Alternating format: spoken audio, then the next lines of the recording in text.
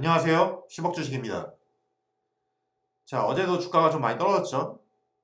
자, 이렇게 주가가 떨어지는 이유에는 연준의 역할이 가장 크다고 볼 수 있습니다. 연준은 지금 주가의 폭락을 원합니다. 절대로 상승을 원하지 않습니다. 자, 그럼에도 불구하고 제가 보는 관점에서 당분간에 리세션은 없다고 보는데요. 오늘은 이 부분에 대해서 좀 이야기를 해보도록 하겠습니다. 자, 연준은 주식시장의 폭락을 원합니다. 왜 원하냐? 주식시장을 폭락시켜서 수요를 약화시키려고 하는 겁니다. 즉, 투자자들을 가난하게 만들고 위축시켜가지고 돈을 안 쓰게 만들겠다는 거죠. 자, 자기네들이 공급을 늘릴 수는 없기 때문에 수요를 축소시켜서 인플레이션을 잡겠다. 이게 연준의 생각입니다. 따라서 지금은 기업의 실적 이런 게 아니라 그냥 인위적인 주가 조정의 과정이 있다. 이렇게 보시면 될 것 같습니다.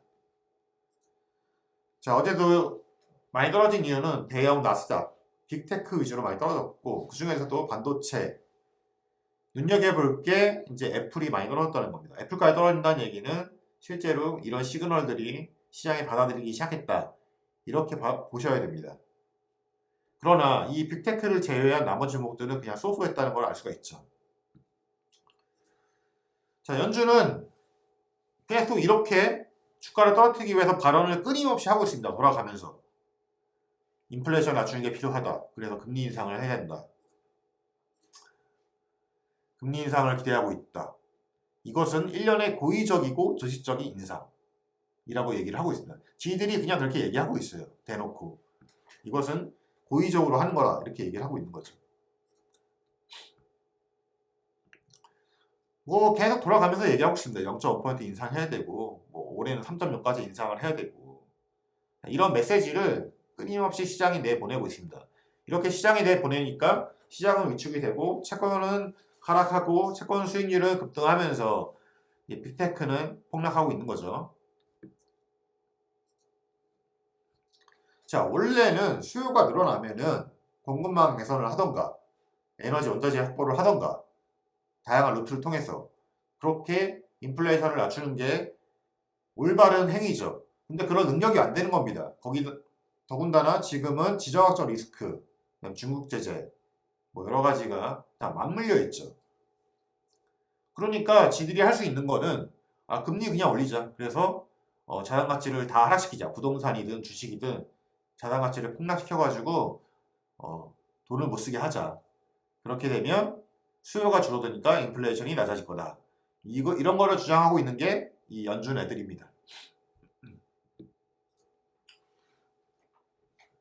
자, 그래서 자신들이 할 수 있는 능력이 안 되니까 그냥 말로 계속 그 시장에 시그널을 내보내는 겁니다. 그래서 위축받을 수 있도록. 그래서 야, 주가 오르면은 금리 인상 더 한다? 뭐 이런 식으로 협박을 하는 거죠. 그러니까 어쩔 수 없이 대형 기관들이 팔고 떠나고 있습니다. 그런데 이제 문제는 이것이 기업의 실적이 정말 문제가 돼서 떨어지는 건 아닙니다. 그러니까 인위적인 주가 조작이라고 아까 말씀드렸죠. 이럴 때 우리가 해야 될 행동은 어떻게 해야 될까요? 그 연준에 동조하면서 주식을 팔고 나가야 됩니까? 이것은 여러분들이 선택할 문제입니다. 자, 얘네들이 그냥 대놓고 얘기하고 있습니다. 뭐라고 얘기하냐? 인플레이션 잡기 위해서 미국 경제를 슬로우하게 만들어야 된다고 합니다. 슬로우하게. 그리고 이것은 자산가치 상승하는 거랑 반대에 있다는 거죠. 그러니까 자산가치 상승이라는 것은 인플레이션과 맞지 않다는 거예요. 그 얘기는 뭐죠? 자산가치를 하락시키겠다는 얘기입니다. 자, 그래서 얘네들은 계속 때리고 있어요. 마켓에서 계속 때리고 있습니다. 뭐라고 하면서 결국에는 이 투자자들이 우리 말을 알아들을 때까지 시장을 계속 패겠다는 거죠. 이게 지금 연준이 하고 있는 주장입니다. 여기도 자기들이 능력이 없다는 걸 얘기하고 있어요. 뭐냐?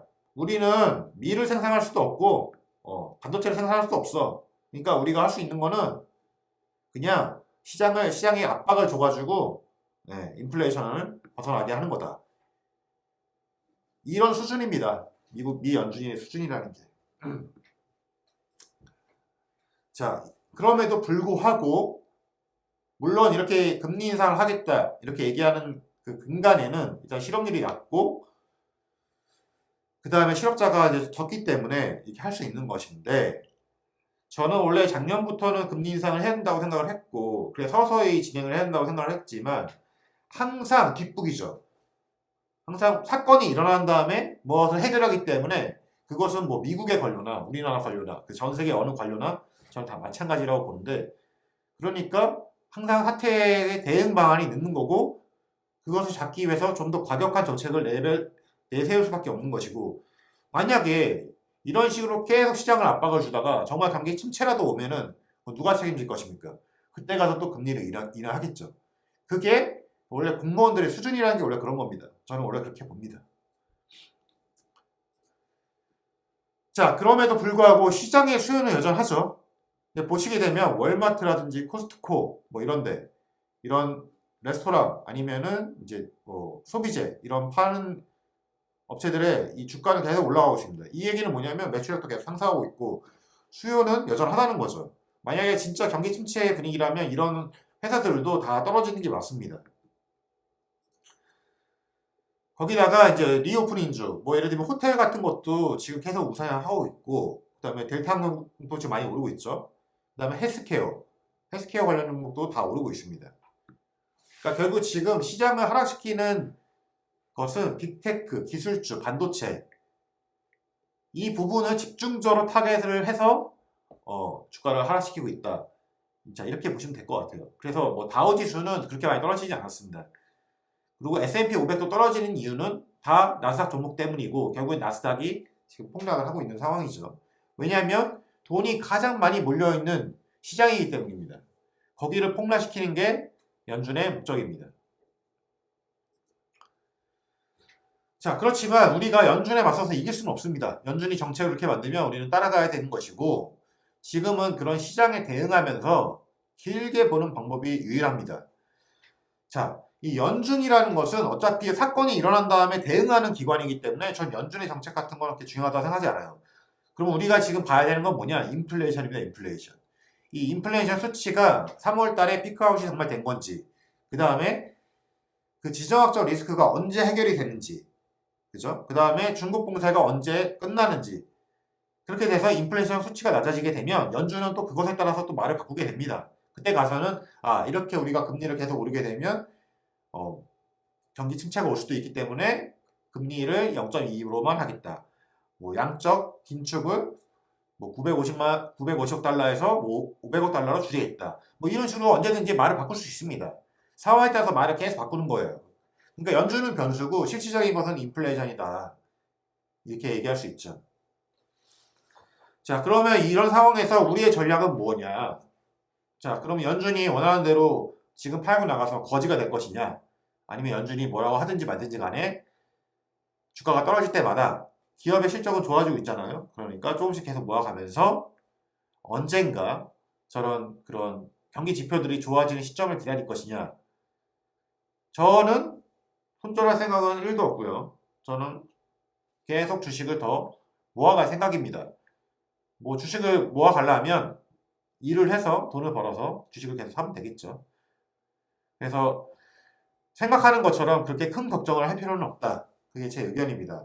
다만 인플레이션 수치를 못 잡고 계속 금리 인상에 대한 압박을 강하게 내보낸다면 시장은 더 크게 하락할 수도 있고, 이런 게 반복이 되다 보면 정말로 경기 침체가 올 수도 있습니다. 자, 그래서 이러한 여러 가지 그 대외 변수 악재들이 해결이 되는 그런 과정이 빨리 와야지 시장도 살아나고 연준의 정책도 변화할 수 있다. 이것이 저의 의견입니다. 자, 오늘 여기까지 하겠습니다. 감사합니다.